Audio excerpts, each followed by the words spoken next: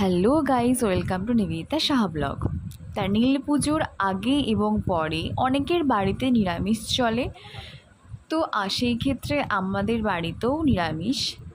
তো আমার দুই বাড়িতে নিরামিষ। তো আমি এখন বাপের বাড়িতে আছি, তো আমার বাপের বাড়িতেও নিরামিষ। তাই দাদা হঠাৎ করে রাত্রেবেলা বললো যে পরপর 3-4 দিন তো নিরামিষ খাওয়া হবে, তাহলে আজকে মাংস আনি।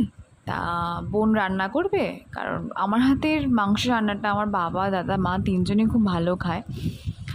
তো সেই কারণেই বললো যে তাহলে তুই মাংসটা রান্না কর, আমি তাহলে মাংস নিয়ে আসি। তো আমি আলুটাকে কেটে কুটে ভালো করে ভেজে গুছিয়ে নিয়েছি। হঠাৎ করে ও এসে বললে, যখন আমি মাংসটা বসাবো, যে আমি রান্না করবো দে। বরাবরই ও রান্নার প্রতি একটু ওর টান ছিল, ও রান্না করতে খুব ভালোবাসে, আর এমনি ওর রান্নাটা খুব ভালো হয়, খুব টেস্ট হয়। আর সেদিনকেও মাংসটা খুবই ভালো রান্না করেছিল, আর এতটাই মাংসটা সফট ছিল যে হাড় থেকে খুলে যাচ্ছিলো, সেটা আপনারা দেখতেই পাচ্ছেন। এবং ভালো লাগলে লাইক, শেয়ার, সাবস্ক্রাইব করুন।